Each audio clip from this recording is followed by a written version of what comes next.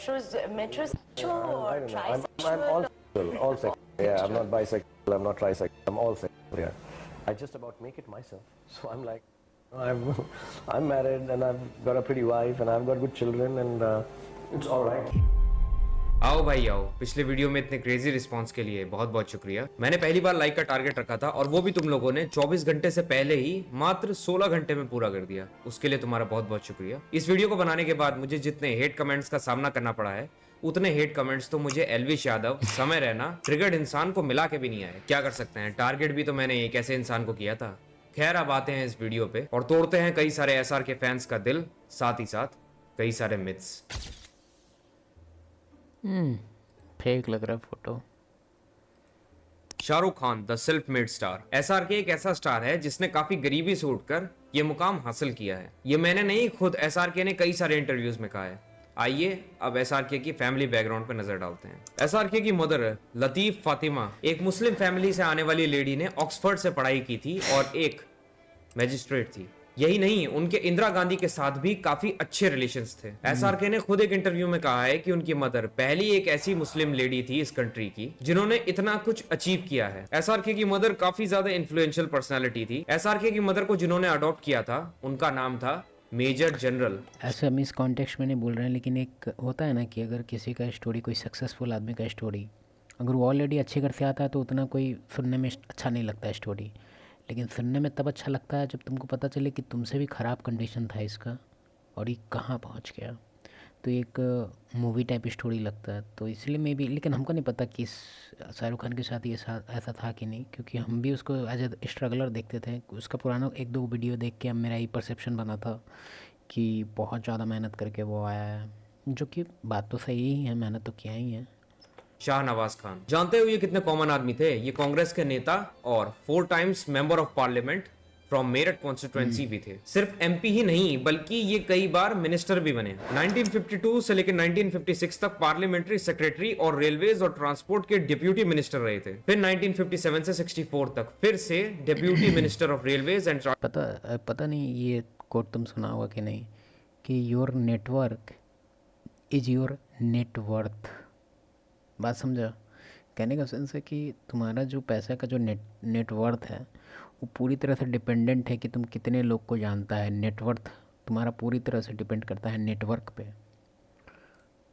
Transport रहे, ये उनका सेकंड टर्म था। फिर 1965 में वो minister of food and agriculture भी रहे। फिर 1966 में minister of labour, employment and rehabilitation रहे। फिर 1971 टू 73 तक minister of steel and mines and minister of petroleum and chemicals industries रहे। फिर उसके बाद भी 1974 से 77 तक minister of agriculture and irrigation. यही नहीं बल्कि ये chairman of national seeds corporation limited and chairman food corporation of India भी थे। एसआरके ने एक इंटरव्यू में ये भी कहा था कि ये जब जो चाहते थे इन्हें वो मिल जाता था। एक बार तो इन्होंने अपनी मदर से एक कार की डिमांड की और I said I wanted a car and the next day there was a car outside. और अगले ही दिन इनके घर के बाहर एक नई गाड़ी खड़ी थी एसआरके के लिए। कार के लिए एक रात इंतजार करना पड़ा। कैन यू इवन इमेजिन इन्होंने कितनी गरीबी देखी है। एसआरके के फादर के पास भी काफी सारे बिजनेस वेंचर्स थे। वो काफी सारे रेस्टोरेंट्स के भी मालिक थे। उनका एक फर्नीचर बिजनेस भी था। गुड़गांव में उनके टेम्पोज एंड ट्रक्स चलते थे और तो और उनका नेशनल स्कूल ऑफ ड्रामा यानी कि एनएसडी में मेस भी था। ऐसे हम फ़ैन तो नहीं थे, लेकिन हम न्यूट्रल टाइप के थे। लेकिन हमको पता नहीं कहाँ से ये चीज़, एक्चुअल में मेरा परसेप्शन में भी यही था कि ये बहुत भारी स्ट्रगल करके आया है। और ऐसा सुनने में पता नहीं हम ये चीज़ कहाँ से सुने, लेकिन बोला जा रहा था कहीं पे कि कितना 100 रुपये की कितना रुपया लेके मुंबई पहुँचे। फिर उसमें कोई इसी टाइप का था, बहुत स्ट्रगल देखा, ये वो बहुत कुछ। आपके मन में भी शायद एक डाउट पता नहीं क्या क्या बात है, अभी देखते हैं। आ रहा होगा कि एक इंसान जिसकी फैमिली की वुमेन, वो भी एक मुस्लिम फैमिली की वुमेन, ऑक्सफोर्ड जाके पढ़ाई करके आई हो, मैजिस्ट्रेट हो और तो और इंदिरा गांधी के साथ क्लोज भी हो, फादर के इतने सारे बिजनेसेस हो। प्रधानमंत्री को जानना कितना बड़ा बात है, समझ सकता है तुम? यह छोटा मुखिया को जानने वाला आदमी ना, वो आग मूतता है रोड पे, जो मुखिया को जानता है। अगर लेवल जुड़ेगा तो मुखिया कहाँ है सोचो, नाम भी नहीं होता है मुखिया का, प्रधानमंत्री। ग्रैंडफादर का इतना भयानक बैकग्राउंड हो, वो अपने आप को भला गरीब क्यों बताएगा? उसका रीजन है रिलेटेबिलिटी फैक्टर और सिंपैथी। एसआरके काफी स्मार्ट है, उसे पता है क्या कहने से पब्लिक उससे रिलेट करेगी और उसे सिंपैथी देगी। इससे पब्लिक के बीच एक ऐसी इमेज बैठेगी कि इस बंदे ने काफी गरीबी से उठकर ये स्टारडम देखा है, तो अपने आप उनके मन में एक कनेक्शन बैठ जाएगा एसआरके को लेके और वो उसे चाहकर भी हेट नहीं कर पाएंगे, जिसका फायदा उसे डायरेक्ट अपने प्रोफेशनल करियर में होगा। अब इससे पहले कि एसआरके के चमचे कमेंट्स में ये लिखें कि उनके फादर की डेथ के बाद वो गरीब हो गए थे, उन्हें मैं बता दूं कि एसआरके की मदर भी काफी ज्यादा पढ़ी लिखी थी और वो भी तो काम किया करती थी। यहाँ तक एसआरके ने खुद एक इंटरव्यू में कहा है कि जब उनके फादर की डेथ हो गई थी तो उनकी मदर ने काफी अच्छे से उनके फादर के बिजनेस को संभाल लिया। और एसआरके की मदर की डेथ 1990 में हुई। In the heart of the medieval era, knights stood दबा दबा दबा दबा। तक एसआरके ने काम करना ऑलरेडी स्टार्ट कर दिया था। 1989 में तो उनके फौजी और सर्कल्स दोनों सीरियल्स आ चुके थे जो कि काफी ज्यादा हिट रहे थे। इसका मतलब ये है कि अपनी मदर की डेथ होने से पहले ही एसआरके काफी ज्यादा फाइनेंशियली वेल सेटल्ड हो चुके थे। एक और मिथ है एसआरके से रिलेटेड कि वो एक आउटसाइडर हैं, उनका कोई कनेक्शन नहीं है इस इंडस्ट्री में, कोई गॉडफादर नहीं था। अच्छा, आइए एक नजर जरा इस पे भी डालते हैं। आप सभी दिलीप कुमार को तो अच्छे से जानते होंगे। जी हाँ, वही दिलीप कुमार जो कि एक भाई दिलीप कुमार सब जानता है, मैं दादाजी फैन है इसके। सुपरस्टार थे। दिलीप कुमार और एसआरके के फादर नेबर्स थे और सिर्फ नेबर ही नहीं बल्कि काफी अच्छे दोस्त भी थे। एसआरके का काफी ज्यादा आना जाना था दिलीप कुमार के घर, यहाँ तक कि दिलीप कुमार और उनकी वाइफ सायरा बानो उन्हें अपने एक बेटे के जैसा मानते थे। जैसा कि मैंने आपको बताया कि एसआरके के फादर की मेस थी एनएसडी में, वहीं पे एसआरके राज बब्बर से मिले। जी हाँ, वही राज बब्बर जो कि एक काफी ज्यादा पॉपुलर एक्टर हर एक मूवी में विलेन यही रहता था। थे और एसआरके उन्हें बचपन में बब्बर शेर अंकल कहा करते थे। एसआरके ने खुद एक इंटरव्यू में ये क्लेम किया है कि उनका बचपन one of the finest actors की गोद में बीता है। एसआरके के फादर ने उनसे एक बार ये भी कहा था कि अगर तुम्हें फिल्म लाइन में जाना हो तो मुझे बताना, मैं एसके कपूर को कह दूंगा, वो तुम्हें एक्टर बना देगा। एसआरके के फादर अनिल कपूर के फादर के भी काफी अच्छे दोस्त थे जो कि एक प्रोड्यूसर थे। मोतीलाल जो कि एक एक्टर थे और भी कई सारे बॉलीवुड के लोगों के साथ एसआरके के फादर की दोस्ती थी। हैरी बवेजा जो कि एक काफी ज्यादा पॉपुलर डायरेक्टर हैं, उन्होंने एसआरके की मदर से ऑलरेडी ये कह दिया था कि मैं आपके बेटे को एक एक्टर बनाऊंगा और ये बात खुद एसआरके ने एक्सेप्ट किया है। इतने कनेक्शंस काफी नहीं है तो मैं एक और कनेक्शन बताता हूँ। अमृता सिंह और एसआरके बचपन के दोस्त हैं। जिन्हें नहीं पता उन्हें बता दूं कि अमृता सिंह सैफ अली खान की एक्स वाइफ और सारा अली खान की मदर हैं। अमृता एसआरके से पहले इंडस्ट्री में काफी पॉपुलर नाम बन चुकी थी। अमृता और एसआरके बचपन के दोस्त इसलिए थे क्योंकि अमृता की मदर रुखसाना सुल्तान एसआरके की मदर की दोस्त थी और संजय गांधी की काफी ज्यादा क्लोज एसोसिएट थी। संजय गांधी जो कि इंदिरा गांधी के बेटे थे और एसआरके की मदर जो कि इंदिरा गांधी से काफी ज्यादा क्लोज थी। तो ये सब ऐसे लिंक्ड थे एक दूसरे से। इतने सारे लिंक्स के बाद भी अगर आप एसआरके के बॉलीवुड कनेक्शंस को झुटलाकर उन्हें एक आउटसाइडर मानना चाहते हो तो मानो। सिर्फ एक्टर्स के बच्चे ही नेपोटिज्म प्रोडक्ट नहीं होते, किसी भी तरह के सोर्स, कनेक्शन और सिफारिश को भी नेपोटिज्म के अंदर ही काउंट करेंगे। अगर असली आउटसाइडर क्या होता है देखना है ना, तो पंकज त्रिपाठी को देखो, मनोज बाजपेयी को देखो, नवाजुद्दीन सिद्दीकी को देखो, अक्षय कुमार को देखो और तो और सबसे ज्यादा इंपॉर्टेंट जो कि हमारे साथ इस टाइम नहीं है, सुशांत सिंह राजपूत को देखो। नाम क्या इसका? ये सुशांत सिंह राजपूत है। अबे नाम है कि पूरा एड्रेस है? ये हैं वो असली आउटसाइडर्स जिनका दूर दूर तक बॉलीवुड इंडस्ट्री में कोई कनेक्शन नहीं था, ना तो इनके बाप के कनेक्शंस थे और ना ही माँ के। साल 2018 में आई जीरो मूवी जो कि एक डिजास्टर थी, क्रिटिक्स की नजर से भी और कलेक्शन की नजर से भी। एसआरके के king Khan, the last of the stars वगैरह वगैरह वाली इमेज के लिए ये मूवी काफी डेंजरस साबित हुई, जिसके बाद एसआरके ने काफी टाइम का ब्रेक ले लिया मूवीज से और उसके बाद साल 2023 में आई पठान से, जो एसआरके की कमबैक मूवी मानी गई। ये मूवी एसआरके के लिए एक परफेक्ट कमबैक साबित हुई और इसने बॉक्स ऑफिस क्लब पे धमाल मचा दिया और 1000 करोड़ क्लब में भी शामिल हो गई। और जिसने एसआरके के करियर पे डाउट किया था उनके मुंह पे जोरदार तमाचा लगा, है ना। ये तो हुआ सिक्के का वो पहलू जो कि सबको पता है, पर क्या ये सच्चाई है? आइए नजर डालते हैं सिक्के के दूसरे पहलू पे। पठान के कलेक्शंस पे लोगों को काफी शक था क्योंकि पठान जब सिनेमा हॉल में लगी थी तो काफी सारे थिएटर्स भी खाली थे। जब थिएटर्स में लोग ही नहीं गए तो आखिरकार पठान ने इतना कलेक्शन। फिर से हम एक चीज़ बोलना चाहेंगे, ऐसे हमको नहीं पता इस चीज़ में ये चीज़ हुआ होगा कि नहीं, लेकिन जनरली लोग मतलब हम इस चीज़ पे बहुत हमको क्वेश्चन था मेरा कि भाई मूवी तो चलता नहीं है, डायरेक्टर को भी पता है कि चूतिया मूवी है और नहीं चलेगा। हम पठान का बात नहीं कर रहे हैं, हम नॉर्मल कोई भी फ्लॉप मूवी का बात कर रहे हैं जो बॉलीवुड हमेशा, तुम देखना ना डेटा देखना, बहुत मूवी रिलीज होता है और वो पता ही नहीं चलता कि रिलीज हुआ तो कहाँ लगा, क्या हुआ। तो उसके पीछे रीज़न है, ब्लैक मनी को वाइट किया जाता है, ट्रांजैक्शन दिखाया जाता है सरकार को कि देखिए मूवी रिलीज हुआ, इतना खर्चा हुआ, देखिए ऐसे ब्लैक को वाइट करने का प्रोसेस है। यूट्यूब पे देख लेना, बहुत डिटेल्ड में, बहुत ही अच्छा ट्रिक है ये।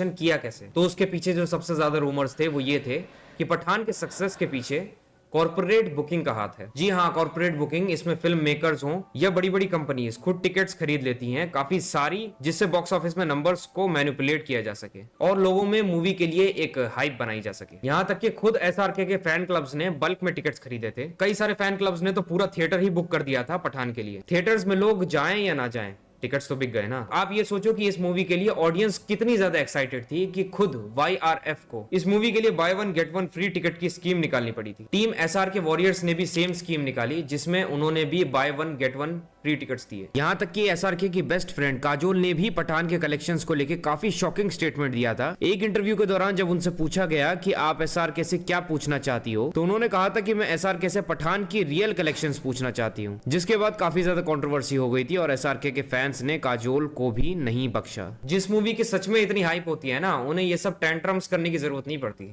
कभी सुना है KGF 2 के लिए लोगों ने by one get one free scheme चलाया हो? कभी सुना है बाहुबली के लिए ऐसी स्कीम? नहीं। सिर्फ पठान ही नहीं, सेम ईयर रिलीज हुई जवान पे भी बॉक्स ऑफिस कलेक्शंस फेक बताने और कॉर्पोरेट बुकिंग्स के इल्जाम लगे थे। और गेस व्हाट, जवान ने भी 1000 करोड़ के क्लब में एंट्री कर लिया। मैं ये नहीं कह रहा कि SRK के पास स्टारडम नहीं है, पर रियलिटी तो ये है कि लोगों ने आज के टाइम पे स्टार पावर के नाम पे मूवीज देखना छोड़ दिया है। सबसे बड़ी एग्जांपल्स है सलमान की लास्ट कुछ फिल्म्स जो बॉक्स ऑफिस पर बुरी तरह से पिट चुकी थी। वो समय गया जब सिर्फ स्टार पावर के नाम पे मूवीज चला करती थी। आज के टाइम पे अगर मूवी में स्टोरी नहीं होगी, वही सिर्फ फालतू के VFX वगैरह होंगे, तो कोई नहीं जाएगा उस मूवी को देखने। हाँ, स्टार पावर की वजह से कुछ लोग तो जाएंगे, मगर वो इतने तो बिल्कुल नहीं होंगे कि 1000 करोड़ क्लब में एंट्री करवा सकें। अगर पूरे बॉलीवुड में कोई एक ऐसा स्टार है जो कि PR पे काफी ज्यादा पैसे खर्च करता है, तो वो अनडाउटली SRK है। In January, you'll thank yourself for taking the 30-day Python using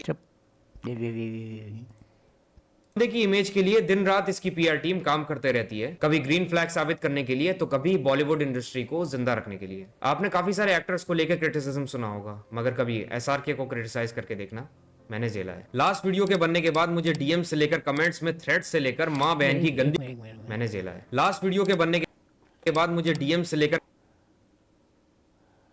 तेरा बाप है नाम में देखो ना, यूजर नेम क्या लिखा है वो, तेरा बाप हिजड़े। ये क्या है भाई, ये क्या है?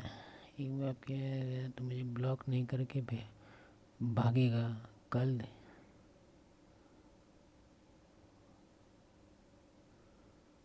क्या है ये सब भाई?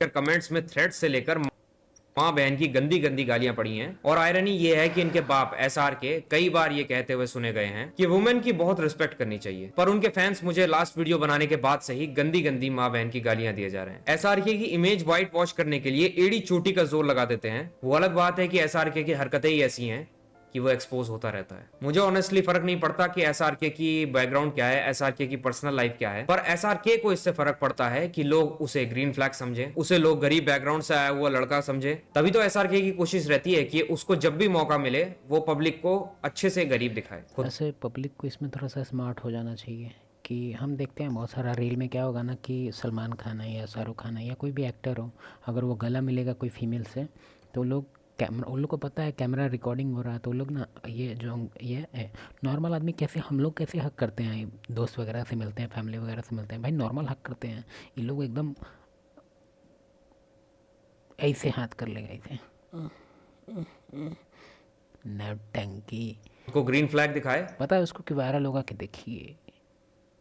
और मुझे इसी हिपोक्रेसी से मतलब है। भाई एक्सेप्ट करो ना कि तुम काफी वेल टू डू फैमिली से आए थे, एक्सेप्ट करो ना कि तुम परफेक्ट नहीं हो। इस मामले में तो सलमान खान काफी अच्छा है, वो जो ऑन कैमरा है वही ऑफ कैमरा भी है। ये नहीं कि ऑन कैमरा ग्रीन फ्लैग और ऑफ कैमरा रंगरलिया मनाए। जब आप खुद को मिस्टर परफेक्ट दिखाना चाहोगे ना, तो आपकी एक गलती भी काफी बड़ी दिखती है, क्योंकि आपकी इमेज बिल्कुल अपोजिट है। मैंने पिछली वीडियो में कहीं भी SRK को एक भी गाली नहीं दी, और इस वीडियो में भी SRK को कोई गाली नहीं दी, मगर फिर भी मुझे पता है कि मेरा DM थ्रेड्स और गालियों से भरने वाला है। पर ठीक है, चलेगा, मैं रेडी हूं, क्योंकि मुझे ये जो इंडिया के अंदर सेलिब्रिटी वर्शिपिंग होती है ना, मुझे इससे चिढ़ है। और मैं लोगों को ये दिखा के रहूंगा कि वो जो वर्शिप करते हैं उसका रियल फेस क्या है। अच्छा, सेलिब्रिटी वर्शिप से एक और कॉन्सेप्ट हमको याद आया। जैसे हम धोनी का बात नहीं कर रहे हैं, बस हम एक एज एग्जांपल दे रहे हैं, कोई टारगेट नहीं कर रहे हैं। धोनी का फ़ैन हो, विराट कोहली का फ़ैन हो, या फिर कोई भी पॉलिटिशियन का फ़ैन हो, मोदी जी का फ़ैन हो, किसी का भी फ़ैन हो, मैटर नहीं करता है। मैटर ये करता है कि अगर कन्वर्सेशन में अगर कोई कुछ बोल दिया, कोई मजाक ही उड़ा दिया, तो ये लोग ऐसे लड़ने लगता है जैसे कि इसका मतलब इसको पैसा भेजा जा रहा है उसके तरफ से, या फिर धोनी जी इसको हर महीना एक बार आते हैं, इससे हाथ मिलाते हैं, मिलते हैं। वो जानते हैं कि मेरा एक छोटा सा पब्लिक रिप्रेजेंटेटिव है जो बहुत छोटे लेवल पे काम कर रहा है मेरे लिए, मेरा इमेज बचा रहा है, अपने दोस्त लोग से लड़ाई कर रहा है मेरे लिए। महान। बे, इलाज कराओ भाई।